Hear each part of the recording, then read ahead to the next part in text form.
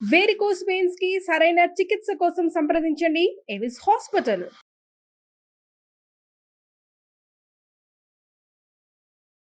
Hello. Hello. నవ్య గారండి? అవునండి. ఎవరు? నేను జయానండి. అందమైన జీవితం ప్రోగ్రామ్ నుంచి కాల్ చేస్తున్నాను, సుమన్ టీవీ నుండి. నాతో పాటు సీనియర్ డాక్టర్ కళ్యాణ్ చక్రవర్తి గారు ఉన్నారు. మేడం నమస్తే మేడం.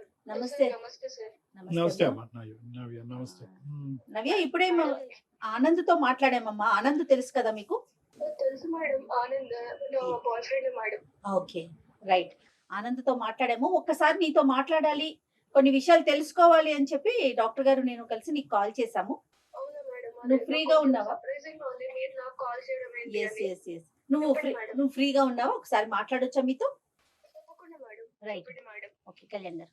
అమ్మా నవ్య, సార్ నమస్తే. చెప్పండి సార్. నమస్తే అమ్మా. నమస్తే సార్. నమస్తే. ఇప్పుడు అంటే లైన్ లో ఆనంద్ కూడా ఉన్నాడు, కలపమంటావా ఒక్కసారి? ఏమ్మా? దేని గురించి సార్? అమ్మా, దేని ఇప్పుడు గురించి? నీకు తెలియనటువంటి కొత్త విషయం ఏమీ కాదు. నా బాయ్ ఫ్రెండ్ అని నువ్వే అన్నావు. ఇప్పుడు మీరిద్దరు ప్రేమించుకున్నారు, 2 years పాటు చాలా హ్యాపీగా ఉన్నారు, ఒకరినొకరు అర్థం చేసుకున్నారు, ఇద్దరు చక్కటి జంట. ముందుకెళ్ళి పెళ్లి కూడా చేసుకోవాలనుకున్నారు సెటిల్ అయిన తర్వాత. ఈ మధ్యలోనే ఒక 6 నెలలు బట్టి ఒక తెలియనటువంటి ఒక గ్యాప్, 2 నెలలు బొటాబొటిని మాట్లాడే, మళ్ళీ 3 నెలల పాటు అసలు కమ్యూనికేషనే లేదు. ఆ అబ్బాయి ఏంటంటే ఇంకో మేము అతనికి ఈమెయిల్ చూసి సరైనటువంటి టైంలో ఫోన్ చేయకుండా ఉండుంటే కనుక ఒక 2 days తర్వాత అతను ఆత్మహత్య చేసుకుని అనేటటువంటి ఆలోచనలో కూడా వెళ్ళిపోయాడు ఆ అబ్బాయి.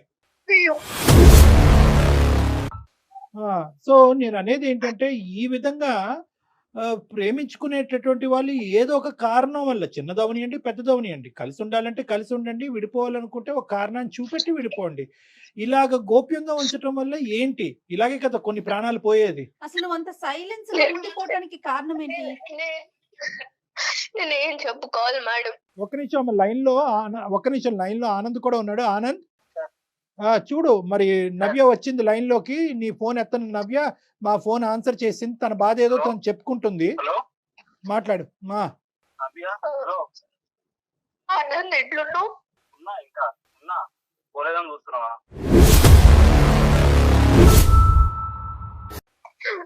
అట్లా అన్నా కానీ నాకు నీ మాట వింటేనే బాధేస్తుంది.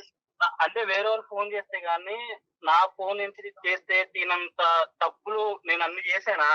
ఏం జరిగిందో నీకు తెలీదు. తెలీదు, చెప్పాలి కదా నాకు. నువ్వు చెప్పాలి కదా. ఇప్పుడు చెప్పలేదు. నేనేం చెప్పుకోలేను ఆనంద్, నేను చెప్పుకోలేను. సరే చెప్పుకోనండి. ఎలాగా?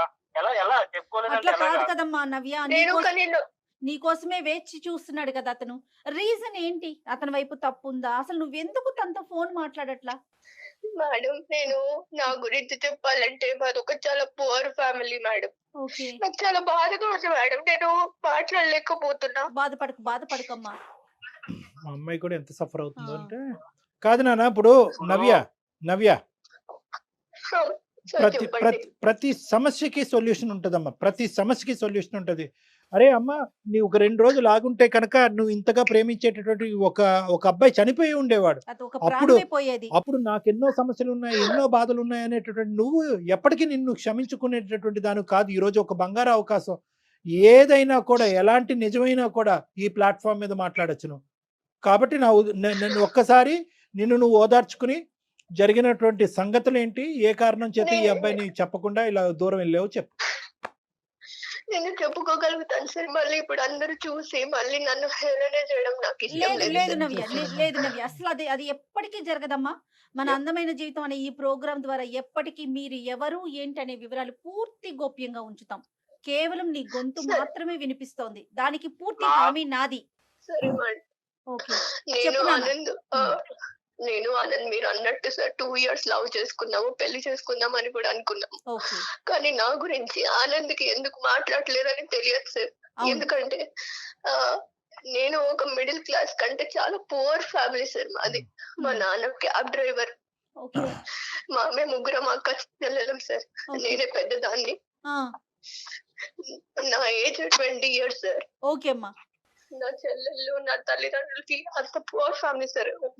ఊరికే పూటకి గడిచిన అన్నంతోనే మేము బతుకుతున్నాం సార్, రోజువారీ డబ్బులతోని.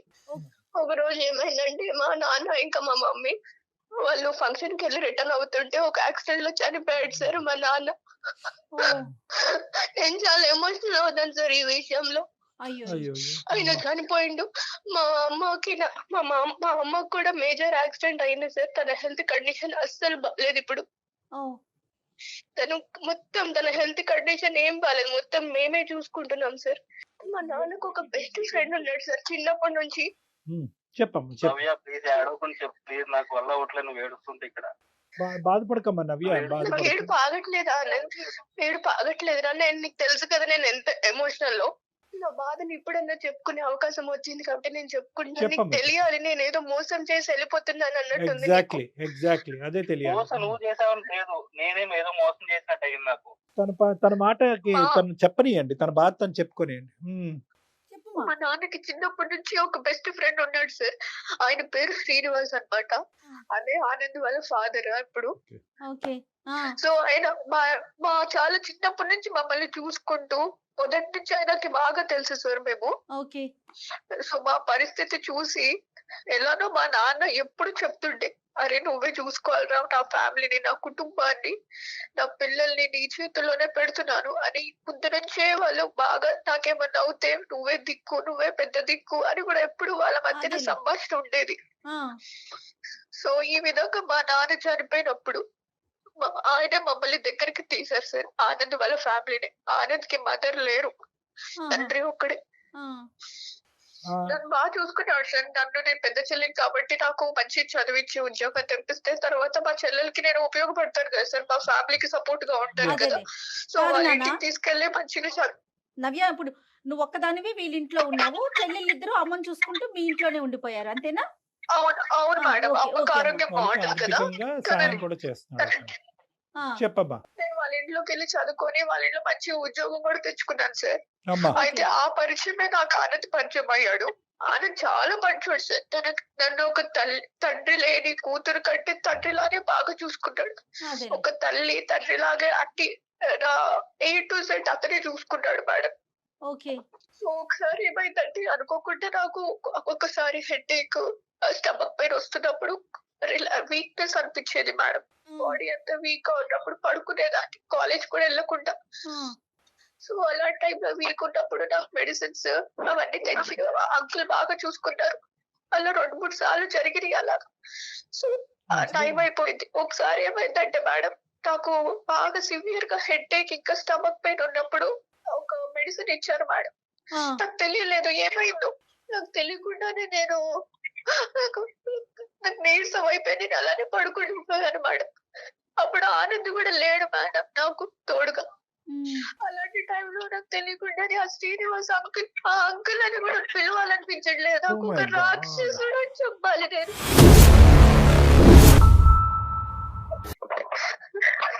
ఆనంద్ ఇట్లా అంటున్నానని ఏం ఫీల్ అవ్వద్దు నువ్వు.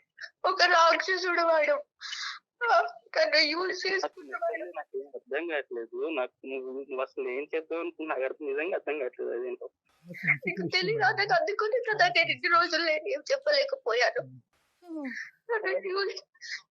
అలాంటి టైంలో నాకు తెలియకుండా టాబ్లెట్ ఇచ్చేసి నన్ను వేరే విధంగా యూజ్ చేసేసుకున్నాడు వాడు. తర్వాత ఆ వీడియోలు, ఆ ఫోటోలు అవి యూజ్ చేసుకున్నవన్నీ తన దగ్గర పెట్టుకొని బ్లాక్ మెయిల్ చేస్తున్నాడు మేడం. బ్లాక్ మెయిల్ ఏం మాట్లాడుతున్నావు నవ్య? నాకేం అర్థం కావట్లేదు నవ్య. నీకు తెలియదు నాకు జరిగింది ఇది. అందుకోసమే నేను ఏ విధంగా నీకు నా ముఖం చూపించాను మీ ఫాదర్ చేసిన పనికి.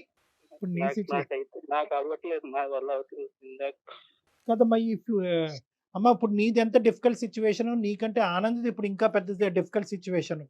నువ్వు తెలిసినటువంటి నిజాన్ని కడుపులో పెట్టుకుని ప్రేమికుడిని దూరం చేసుకుని ఇప్పటి వరకు ఉన్నావు. ఒక కన్న తండ్రి ఈ విధంగా తను ప్రేమించినటువంటి అమ్మాయిని ఈ విధంగా, అంటే ఆఫ్ కోర్స్ మీ ఇద్దరి మధ్యన ప్రేమ మీ నాన్నగారికి తెలియదని కూడా అన్నాడు అబ్బాయి. తెలిసినా తెలియకపోయినా కూడా కన్న తండ్రి గురించి, తల్లి చనిపోయిన తర్వాత అతని తల్లి కూడా చనిపోయి 6 సంవత్సరాలు అయింది. ఏ కొడుకు మాత్రం ఇలాంటి వినాలనుకుంటాడు? ఆ అబ్బాయి పరిస్థితి ఇంకా ఘోరంగా. నీదేం తక్కువ చేయట్లే కానీ ఆ అబ్బాయిది కూడా ఇది.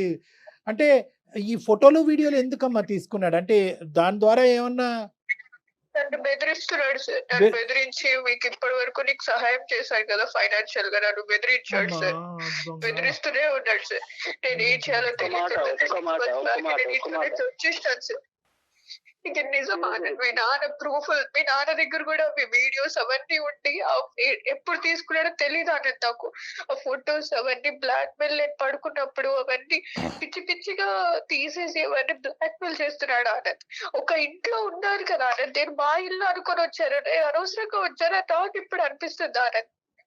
ఒక ఫాదర్ లాగా నన్ను కేర్ చేసుకుంటే ఈ విధంగా అతను ఇట్లా చేస్తాడని అసలు ఊహించలేదు ఆనంద్. మీ నాన్నగారు మీ అమ్మగారు చనిపోయిన తర్వాత లేదంటే చనిపోయక ముందు ఎటువంటి కార్యక్రమాలు ఎన్ని నడిపించారో మనకు తెలియదు. ఎందుకంటే ఇది కుర్రకారు కూడా చేయనటువంటి ఇవన్నీ ఇది ఇంత భయంకరంగా అతను ఈ విధంగా మత్తు పదార్థాలు ఇచ్చి ఒక ఆడపిల్లని, ఆ కూతురు వయసున్న ఆడపిల్లల్ని ఈ విధంగా శారీరకంగా వాడుకోవటమే కాకుండా ముందస్తు చర్యగా వీడియోల కింద మార్చుకుని, ఫోటోల కింద మార్చుకుని ఆ అమ్మాయిని బ్లాక్మెయిల్ చేసుకుని ఎవరికి చెప్పకుండా చూసుకుంటూ ఆ కార్యక్రమాన్ని ఇలా జీవితాంతం నడిపిద్దాం అనుకుంటున్నాడంటే కనుక అతనిలో చాలా క్రిమినల్ మెంటాలిటీ ఉంది. అన్ఫార్చునేట్లీ మీ నాన్నగారి గురించి ఇలా మాట్లాడవలసి వస్తుంది. నీకు ఎంత బాధ ఉందో నాకు అర్థం అవుతుంది. కానీ నిజాలు నిజాలే కాబట్టి సార్ నేను చిన్నప్పటి నుంచి చూస్తున్నాను సార్ ఆయన్ని. నాకు ఏ రోజు ఆయన మెంటాలిటీ ఎలా ఉంటుందా నేను ఎప్పుడు అనుకోలేదు, అంటే థింక్ చేయలేదు. అసలు ఆ విషయం రాదు. ఎందుకంటే ఆ పర్సన్ అలా చూసుకుంటారు. బయటికి వెళ్ళిన ఆయన పేరు గాని లేదా ఇంట్లో ఉన్న మమ్మల్ని చూసుకుంటాం గాని బాగానే చూసుకున్నారు సార్. అసలు అంటే నిజంగా నాకు ఈ మాటలు ఏంటంటే నిజంగా నాకు ఎలా అనిపిస్తుంది అంటే నిజంగా తీసుకోలేకపోతున్నా. ఎటు తీసుకోవాలో కూడా నాకు అర్థం కావట్లేదు. అదే మాకు మాకు మాకు కూడా నమ్మకం కానటువంటి అంశాలు ఆనంద్. కానీ ఈరోజు ఆ అమ్మాయి నీ దగ్గర నుంచి దూరం అవడానికి ఏ కారణమైనా చెప్పి దూరం అవ్వచ్చు. మీ నాన్నని చెడ్డ చేసి ఇంత భయంకరమైనటువంటి అంశం చెప్పి ఆ అమ్మాయి బయటపడవలసినటువంటి అవసరం లేదు. సో అది ఒకటి.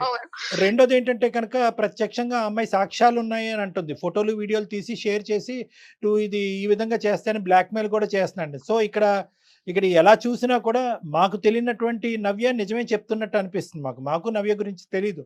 కానీ ఈ విధంగా తను చెప్పనా సార్, నేను ఆనంద్ని నా ఒక హస్బెండ్ లాగే అనుకున్నాను సార్. మేమిద్దరం అలాగే ఉన్నాం సార్. జెన్యూన్ గా లవ్ చేసుకుని పెళ్లి కూడా చేసుకుందాం అనుకున్నాం సార్. తను కూడా తన వైఫ్ లానే చూసుకున్నాడు సార్ నన్ను కూడా. నేను ఈ విధంగా నేను ఇప్పుడు అబద్ధం చెప్పాల్సిన అవసరం ఏంటి ఆనంద్? అమ్మ ఇప్పుడు వీళ్ళ నాన్న నీతో ఇంకా టచ్ లో ఉన్నాడమ్మా శ్రీనివాస్ గారు. ఇంకా వాళ్ళ నాన్న అంటే ఈ అబ్బాయి కోపం వస్తుందేమో. ఇప్పుడు ఆనంద్ కోపం వస్తుంది నేను వాళ్ళ తండ్రి అని అంటే కనుక. ఇప్పుడు అతను ఇప్పటికీ నీతో కాంటాక్ట్ లో ఉన్నాడమ్మా? లేడు సార్. అప్పుడప్పుడు తన ఒక టైంలో తనకి ఏమవుతుందో ఏమో తెలియదు సార్. అప్పుడప్పుడు వాట్సాప్ లో ఇంకో ఫొటోస్ ఇవన్నీ నేను బ్లాక్ మెయిల్ చేస్తాను, మిమ్మల్ని ఇంకా అనాథల్ని చేస్తాను, ఇప్పటి వరకు మిమ్మల్ని చూసాను పోషించాను కదా అని ఇంకా బ్లాక్ మెయిల్ చేస్తాడు. నా వల్ల అవ్వట్లేదు సార్. ఇవన్నీ వింటూ నాకు అవ్వట్లేదు సార్ నిజంగా. ఆనంద్ నువ్వు గుండె ధైర్యం చేసుకుని నా మాట విను. ఇది నిజాలే కాబట్టి కొద్దిగా విను ఇక్కడ. ఎందుకంటే కనుక రిస్క్ ఉంది ఇక్కడ. ఒకటి నీకు ఫాదర్ అనేటటువంటి సెంటిమెంట్ ఉన్నా కూడా వేరే ఆడపిల్లల జీవితాలకి రిస్క్ ఉంది కాబట్టి. I can understand. నాకు టోటల్ సింపతీస్ నీ వైపు ఉన్నాయి. కానీ మీ నాన్న యొక్క రియాలిటీ తెలియటం ఒక ఎత్తు, ఇంకా ఎంతమంది ఈ విధంగా అతని బారిన పడుతున్నారు అనేది రెండోది. మూడో అంశం ఏంటంటే అదృష్టం కొద్ది ఇద్దరు ఆడపిల్లలను అక్కడ, ఇద్దరు చెల్లెలను అక్కడ వదిలి ఈ అమ్మాయి ఒక్కతే ఇక్కడికి వచ్చింది. ముగ్గురిని వేసుకుని వస్తే కనుక ముగ్గురు కథ వినే పరిస్థితి వచ్చి ఉండేది ఈ రోజు మనకి. సో ఈ రోజు మీ నాన్న అనేటటువంటి అంశం పక్కన తీసి పెట్టాలి. అతను ఒక క్రూరమైనటువంటి మృగంలా తయారయ్యాడు. ఈ అమ్మాయి చెప్పినటువంటి వాస్తవాలు అయితే. కానీ వీటికి ఇవి నువ్వు మాకు చెప్పేదానికి ఆనందం దూరం పెట్టడానికి ఏముందమ్మా సంబంధం? నువ్వేం అక్కడ వాలంటరీగా అతని జీవితంలోకి వెళ్ళలేదు, కావాలని చెప్పి నువ్వు అతనితో ఏం తప్పు చేయలేదు. నేనేం వాలంటరీగా వెళ్ళలేదు సార్. కానీ మేమిద్దరం ప్రేమించుకొని ఒక జెన్యూన్ గా ఇంతవరకు నేను ఎప్పుడు ఎవరిని ఇట్లా లవ్ చేయలేదు సార్. ఎలా చెప్తాను ఆనందాన్ని? ఎలా నీకు ముఖం చూపించుకోగలను చెప్పు? నీ ఫాదర్ ఇప్పుడు నమ్ముతున్నావా ఆనంద్? ఇప్పుడు పెద్దల సమక్షంలో కూడా నువ్వు నమ్మట్లేదంటే అప్పుడు ఎలా నమ్ముతావు? అవును, చిన్నప్పటి నుంచి నేను చిన్నప్పటి నుంచి చూస్తున్నాను ఆయన్ని. నేను చూస్తున్నాను కాబట్టి నేను అంటున్నా. ఇంకా నాకు ఇప్పటికీ నమ్మబుద్ధి అవ్వట్లేదు. రిటర్న్ నువ్వు చెప్పిన ఆనంద్ నీ ఆనంద్ నోటి నుంచి ఇప్పుడు ఆ మాటలు వస్తుంటే నాకు అవ్వట్లేదు ఆనంద్ తీసుకోవడానికి. ఆనంద్ తనకప్పుడు ఆ టైంలో చెప్పడం చాలా కష్టం, చాలా డెలికేట్ సిచ్యువేషన్. ఎందుకంటే ఎవరైతే క్రిమినల్ తన కళ్ళెదురుగుంటా నిలబడి ఇంకో పక్క నుంచి ఆ క్రిమినల్ యొక్క కొడుకునే పక్కన పెట్టుకుని ఈ సున్నితమైనటువంటి అంశాన్ని ఆ అమ్మాయి పూర్తిగా చెప్పలేకపోవచ్చు. ఒకప్పుడు చెప్పినా కూడా అతను ఒక కథ అల్లాడి కథ ఆడి ఈ అమ్మాయి తనలో లోపరుచుకునేటటువంటి ప్రయత్నం చేసిందని చెప్పి రివర్స్లో నిందేయచ్చు. అప్పుడు ఈ అమ్మాయి పని ఇంకా ఘోరంగా తేరవచ్చు. కాబట్టి ఆ అమ్మాయి ఏంటంటే స్లోగా ఆ వాతావరణం నుంచి బయటపడింది. చాలా మంచి పని చేసింది. ఫస్ట్ స్టెప్ దాన్ని మనం కొనియాడాలి. ప్రేమను కాపాడుకోవాలనో ఆనందాన్ని పక్కన కూర్చోపెట్టుకోవాలని చెప్పి అదే వాతావరణంలో ఉండకుండా ఫస్ట్ బయటకు వచ్చేసింది. చాలా మంచి పని. అందరు ఆడపిల్లలు ఏదైనా ఇలాంటి అబ్యూజివ్ రిలేషన్షిప్ కానీ ఇలాంటి పరిస్థితి ఉంటే కనుక ఫస్ట్ ఆ వాతావరణంలోనే ఉండాలి తప్ప మనకి ఇంకో లోకం లేదు. అది మీ వాళ్ళైనా పరాయి వాళ్ళైనా ఆ ఫస్ట్ 600 106 ఆ వాతావరణం నుంచి బయటపడండి. ఇది ఈ అమ్మాయి చేసినటువంటి మంచి పని. ఓకే, నెక్స్ట్ స్టెప్ ఏంటంటే కనుక నీ ప్రేమను ఎందుకు తాకట్టు పెట్టింది, నీ ప్రేమను ఎందుకు కాదు అనుకుంటుంది అన్నదానికి కూడా చెప్పింది. ఎందుకంటే కనుక ఒక సున్నితమైనటువంటి అంశం ఆ తండ్రి తన్ని ఇలాగ చెడగొట్టేటటువంటి ప్రయత్నం కానీ చెడగొట్టేటటువంటి పరిస్థితిని తీసుకొచ్చినటువంటి వ్యక్తి ఒక కొడుకుతో నేను ఎలా ఉంటాను అంటే దీని అర్థం ఏంటంటే కనుక నీ మీద కోపం కాదు తనకి. నీ మీద కోపం ఉందని అనుకుంటున్నావా? నీ మీద కోపం కాదు. ఇప్పుడు నువ్వు చెప్పాలి నవ్య, ఎందుకు దానికి దీనికి ఎందుకు ముడిపెట్టావు, ఈ అబ్బాయిని ఎందుకు దూరం పెట్టావు? అట్లీస్ట్ ఇప్పటికైనా అబ్బాయికి ఒక క్లారిటీ. నేనైతే ఆనంద్ ని పెళ్లి చేసుకోలేను సార్. ఆ విధంగా నేను ఒకసారి వాళ్ళ ఏ father దగ్గర ఎందుకు అదే ఫ్యామిలీ నువ్వు లేకపోతే నేను లేదు ఉండలేను. సార్. నేను ఉండలేను. నా మనసు ఒప్పుకోవట్లేదు సార్. నేనైతే చేసుకోలేను. ఇప్పటికే మళ్ళీ నన్ను బెదిరించి తర్వాత ఇంకెవరో ఫ్యూచర్ చేస్తే నా చెల్లెల బతుకులు కూడా ఆగమైపోతాయి అలా సార్. కదమ్మా, అలా కాదు. ఒక క్రిమినల్ కొడుకు అని ఆ క్రిమినల్ మీద ఉన్న కోపం కొడుకు మీద చూపెడుతున్నావా? లేదంటే ఒక మావ స్థానంలో ఉన్నవాడు నిన్ను చెరిచాడు కాబట్టి ఆ బాధని జీర్ణించుకోలేక కొడుకును కూడా వద్దనుకుంటున్నావా? అవును సార్. ఆ బాధ జీర్ణించుకోలేకపోతున్నాను సార్ నేను. వరద ఎలా అవుతుందమ్మా? అది కరెక్ట్ కాదమ్మా. అఫ్ కోర్స్ జరిగినటువంటి సంఘటనలకి టోటల్ గా మా తరపున సానుభూతి ఉంది. ఇది చాలా క్రిమినల్ చర్య, చాలా దారుణమైన చర్య. ఆనంద్ సహకరిస్తే కనుక ఒకప్పుడు ఆనంద్ సహకరించినా సహకరించకపోయినా ఎవరైతే కనుక ఈ పైశాచిక చర్యకు పాల్పడ్డాడో అతన్ని శిక్షించడం, శ్రీనివాస్ అనే వ్యక్తిని శిక్షించడం అనేటటువంటి చాలా ఇంపార్టెంట్ ఇష్యూ. అది నెంబర్ 1. నెంబర్ 2 నేను చెప్పేది ఏంటంటే అసలు దానికి దీనికి ముడిపెట్టకమ్మా. దానికి దీనికి ముడిపెట్టకు. ఇప్పుడు పుణ్యమే కారణంలా ఉంటుంది ఈ అబ్బాయి పరిస్థితి. ఎందుకు నేను ఈ మాట అంటున్నానంటే ఈ రోజు ఆనంద్ యొక్క పరిస్థితి ఎలా ఉంది? సొంత తండ్రి గురించి ఏ కొడుకు ఇలా వినాలి అని అనుకుంటాడు? ఇప్పుడే అతనే చేదరించుకుంటున్నాడు. నువ్వు చెప్పేటటువంటి నిజమైతే నాకు కనుక ఇప్పుడు మా ఏ నాన్న విధంగా గురేస్తాను న్యాయం అంటున్నాడు. అవుతుంది సార్? ఇప్పుడు అతను ఈ విధంగా బ్లాక్ మెయిల్ చేస్తుంటే ఒక తండ్రి స్థానంలో చూసుకొని ఇప్పుడు నేను ఏ ముఖం పెట్టుకొని వాళ్ళ ఇంటికి వెళ్ళాను సార్? ఇప్పుడు నాకు నేను న్యాయం ఉన్నా ఏంటి కదా, సార్? నేను ఉన్నా కదా. నువ్వు ఇప్పుడు అలాంటి వాడు ఉన్నాడు అంటే నేను ఎందుకు ఉండేస్తా అలాంటి వాడిని? ఇప్పుడు అలాంటి వాడు ఉంటే నేను ఎందుకు ఉండేస్తాను అక్కడ? ఇప్పుడు ఈ రోజు ఆనంద్ నీ పక్కన నిలబడటం అనేది నీ సేఫ్టీ అమ్మా. ఒకటి గుర్తుపెట్టుకో, ఆనంద్ నీ పక్కన ఉండటం అనేటటువంటిది సేఫ్టీ. ఎందుకంటే విషయం తెలిసింది కాబట్టి. ఈ అంతే విషయం కదా సొంత కళ్యాణ్ గారు? కొడుక్కి తెలుసు. నిలదీసేటటువంటి అధికారం ఆనంద్కుంది, శిక్షించేటటువంటి అధికారం ఆనంద్కుంది, పోలీస్ స్టేషన్ కి పంపించేటటువంటి అధికారం ఆనంద్కుంది. అన్ని విధాలుగా ఒక అధికారం ఆనంద్కుంది. కాబట్టి ఆనంద్ నీ పక్కన ఉండటం అనేటటువంటిది బలం. ఏ విధంగా అతని దగ్గర ఈ పనికిరానటువంటి చెత్తకారి ఆధారాలు ఉన్నాయో కూడా అవి అన్ని పిండి తీసుకోవటం, అతను పోలీస్ స్టేషన్ వరకు సాగరంపటం అన్నీ కూడా ఆనంద్ చేయగలిగేటటువంటి కెపాసిటీలో ఉన్నాడు. కాబట్టి ఆనంద్ నీ బలం నెంబర్ 1. నెంబర్ 2 నేను ఒక అంశం చెప్తున్నానమ్మా. నీకు మానసికంగా నీ పరిస్థితి ఏంటి అన్నది నేను అర్థం చేసుకోగలను. కానీ అన్నిట్లకంటే ఇక్కడ మనం ఏంటంటే ఒక నీకు ఓదార్పు లేదంటే ఒక మంచి అంశం ఏంటో తెలుసా? ఒక చెడు చూసావు, ఒక భయంకరమైనటువంటి అంశం చూసావు, కానీ దాంతోపాటు ఒక స్వచ్ఛమైన ప్రేమను కూడా చూసావు. ఈ రోజుల్లో ఇటువంటి స్వచ్ఛమైనటువంటి ప్రేమను దొరకటం కూడా కష్టం. ఈ రోజు కావాలంటే 1 గంట 2 గంటలో 100 రోజులో ఈ రోజు ఆనంద్ గట్టిగా వాదించతే నిన్నైనా వదులుకోవటానికి రెడీయే కానీ మా నాన్న ఇలా అంటే కనుక నేను వదలను, మా తల్లి చనిపోయినటువంటి మా తండ్రి మీద పేలెత్తి ఆధారాలు ఉన్నా లేకపోయినా తండ్రిని వెనకేసుకుని రావచ్చు. కానీ అలా వెనకేసుకుని రాలేదు. ఎప్పుడైతే మేము అతను సముదాయించావో, ఎప్పుడైతే నువ్వు 2 మంచి మాటలు చెప్పావో, మా నాయన నిజంగా ఇలాంటి వాడైతే కనుక అతను నేనే శిక్షిస్తాననే విధంగా నీతో పాటు వచ్చినటువంటి ఈ వ్యక్తికి నీ మీద పూర్తి స్థాయిలో 100% స్వచ్ఛమైనటువంటి ప్రేమ ఉంది. ఇటువంటి సపోర్ట్ నీకు కావాలి. దీన్ని పోగొట్టుకోదు. అది చూపెట్టి నువ్వు దయచేసి దీన్ని పోగొట్టుకోవద్దమ్మా. ఎందుకంటే ఈ రోజు నువ్వు ముందు వచ్చి ఇలాగ గోప్యంగా ఒకటమ్మా, నేను ఇందాక చెప్పాను, ఆడపిల్లలు ఎవరైనా కూడా ఇటువంటి సంక్షోభంలో ఉంటే కనుక బయటకు వచ్చి మాట్లాడండి అని చెప్పాను, బయటకు రండి అని చెప్పాను. బయటకు రావటమే కాకుండా బయటకు వచ్చి మాట్లాడాలి. ఎందుకంటే మీరు ఒక్కలే బాధితులు కాదు, మీతో పాటు ఇలాంటి అమ్మాయిలు ఎంతమంది ఉన్నారో లూప్ లో అనేటువంటిది కూడా ఇంపార్టెంట్. చాలా మంది ఉంటారు సార్ ఇట్లాంటి. ఇంకా నాలాగా ఎంతమంది ఇలా మోసం చేశాడు సార్? ఆ రాక్షసుడే అని చెప్తున్నారు సార్ మళ్ళీ. మీ అమ్మ జాలిపడో అయ్యో ఏదో ఒక మూల నుంచి సహాయం వస్తుందో అని చెప్పి 3 ఆడపిల్లల్ని ఇక్కడ పంపించుంటే ఇంకెంత దయనీయమైనటువంటి పరిస్థితి ఉండేదమ్మా నీకు. అక్కగా నా నువ్వు చెల్లెల బతుకులు కూడా ఆగమైపోతుంది సార్ అప్పుడు. అంతే అంతే కదమ్మా. సో నేను చెప్పేది ఏంటంటే దానికి ఇక్కడ దీనికి ముడిపెట్ట ఆనంద్ నీ పాత్ర ఏంటమ్మా? నువ్వేం చేయదలుచుకున్నావు చెప్పు. నువ్వు హెల్ప్ చేయాలి ఎక్కువగా. అప్పుడు నీ సహాయ సహకారాలు నవ్యకు అవసరం. నీ ఓదార్పు, నీ ప్రేమ. అన్నీ ఓకేనా? కాదు మీరిద్దరూ నేనేమంటున్నా అంటే first of all Navya, sir చెప్పండి సార్. వితౌట్ ఎనీ కండిషన్స్ నీ ప్రేమను యాక్సెప్ట్ చేస్తావా? ఆనంద్ నీకు కావాలా? ఆనంద్తో పాటు కలిసి ప్రయాణం చేస్తావా? నాకు ఇవన్నీ నాకేం తెలియదు. నాకు నువ్వు కావాలి.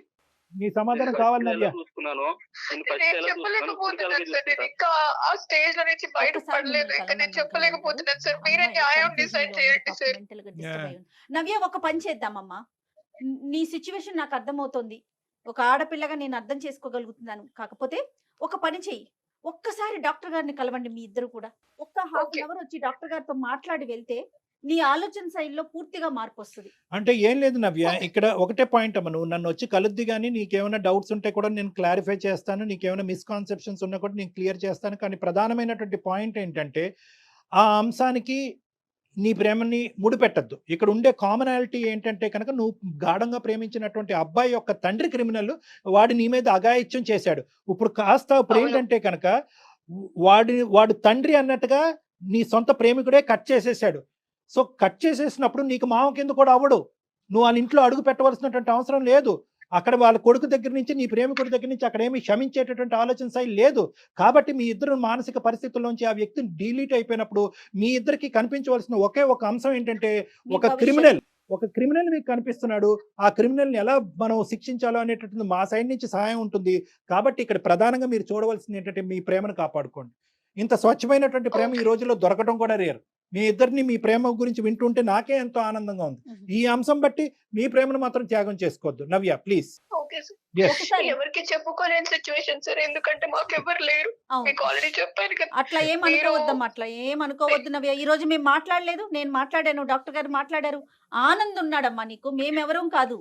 నీకోసం ఆనంద్ ఉన్నాడు, నువ్వెవరూ లేరని అనుకోవద్దు. అన్ని పక్కన పెట్టి నీతో పాటు సపోర్ట్ చేసి తన ప్రేమను కాపాడుకోవటమే కాకుండా నిన్ను హింస పెట్టిన వ్యక్తిని కూడా శిక్షిస్తానని చెప్పినటువంటి మగాడు వస్తున్నాడు నీ పక్కన. Don't worry. Right? Yes. What else do you want? Okay sir. ఓకేనమ్మా. ఓకే మనం కలుస్తాను సార్. మిమ్మల్ని కలుస్తాము మేమిద్దరము. ఇద్దరు రండి అమ్మా, నేను నంబర్ పంపిస్తాను, ఇద్దరు రండి. ఓకే ఓకేనా Anand? Good luck Anand, all the best. Anand తను కూడా కన్ఫ్యూజన్ లో ఉన్నట్లున్నాడు. అంటే ఎక్స్పెక్ట్ చేయని విషయం కదండి. తను ఏదో మిస్టేక్ జరిగింది, నా వైపు ఏదన్నా జరిగిందా, అమ్మాయి వైపు, తన ఆలోచనలో ఒకేసారి కన్న తండ్రి అనేసరికి he needs some counseling as well. ఈ అమ్మాయి కౌన్సిలింగ్ ఎంత అవసరమో, ఎందుకంటే ఆ అబ్బాయికి కూడా ఇది అంత సులభమైనటువంటి అంశం కాదు. ఈ రోజు అంటున్నాడు కానీ ఇప్పుడు తల్లి లేనటువంటి లోటు తండ్రి తీరుస్తున్నాడు. తండ్రి తన లోటే తీర్చుకుంటే వేరే కుటుంబానికి కూడా సహాయపడుతున్నాడు అనేటటువంటి దేవుడు కింద ఊహించుకునేటటువంటి ఒక వ్యక్తి ఈ రోజు రాక్షసుడు అయిపోయాడు, దెయ్యం అయిపోయాడు. సో ఆ అబ్బాయికి కూడా ఈ అంశం జీర్ణించుకోవడానికి టైం పడుతుంది. కాబట్టి ఎంత వీళ్ళిద్దరు కలిసినా ఏ విధంగా ఉన్న ఫ్యూచర్ ముందు వీళ్ళిద్దరికి అయితే కనుక విడివిడిగా కలిపి కూడా కౌన్సిలింగ్ అనేది చాలా ఇంపార్టెంట్. దానికి నేను రెడీగానే ఉన్నాను. రైట్. అయితే శ్రీనివాస్ లాంటి వాళ్ళు, ఈ నవ్య లాంటి పిల్లల్ని ఇంకా ఎంత మంది పిల్లలతో ఎలాంటి గేమ్స్ ఆడారో ఏమో, కానీ ఆడపిల్లలు బయటికి రావాలి కళ్యాణ్, కొంచెం అన్న ధైర్యం చేసి. అంటే ఇక్కడ ఏంటంటే మేడం, మనం చాలా ఈజీగా చెప్తా ఉంటాము. ఆఫ్ కోర్స్ మన ఆడపిల్లలందరికీ కూడా మనకు ఒక స్థైర్యాన్ని నింపుతాం. ఇప్పుడు ఏంటంటే అతను తండ్రి పాత్రలో వచ్చేసాడు ఎంట్రీ. మీ కుటుంబానికి సహాయపడతాను, మీ చెల్లెలకి సహాయపడతాను, నీ బాగోగులు చూసుకుంటాను, నువ్వు నా ఇంటికి రా అనేటటువంటి విధంగా ఇంటికి తీసుకొచ్చి తలనొప్పుకో కాలు నొప్పుకో ఒక టాబ్లెట్ ఇస్తే మింగకుండా ఏ ఆడపిల్ల ఉంటుందండి? సో అమాయకంగా నమ్మటం అదైతే ఉంటుంది. కానీ ఏదేమైనా కూడా ఆడపిల్లలకి మనం తస్మాత్ జాగ్రత్త, ముందు వెనకట్లో చూసుకుని, ఏం జరిగినా ఇంట్లో కుటుంబ సభ్యులకైనా కనీసం తల్లికో తండ్రికో తోబుట్టువులకో ఎవరికో ఒకరికి స్నేహితులకో చెప్పాలి. ఇప్పుడు మనం ఫోన్ చేయకపోతే, నేను అనేది ఏంటంటే నవ్యకి మనం కాల్ గనుక చేయకపోయినట్లయితే ఇద్దరు ఎవరి దారులు వారి అయిపోయాయి. చనిపోయి ఉండేవాడు ఈ అబ్బాయి సూసైడ్ చేసుకుని చనిపోయి ఉండేవాడు. ఆ బాధ, ఆ వార్త తెలుసుకున్నటువంటి ఈ అమ్మాయి తన ఏదైనా అఘాయిత్యకు పాల్పడినా కూడా మనం ఆశ్చర్యపడక్కర్లేదు. రైట్. ఒకసారి కలుస్తారు కళ్యాణ్ గారు, తప్పకుండా. రైట్ అండి. నమస్తే. నమస్తే జగన్. సుమన్ టీవీలో మీ పర్సనల్ అండ్ బిజినెస్ ప్రమోషన్స్ కోసం కింది నెంబర్ కి కాంటాక్ట్ చేయండి.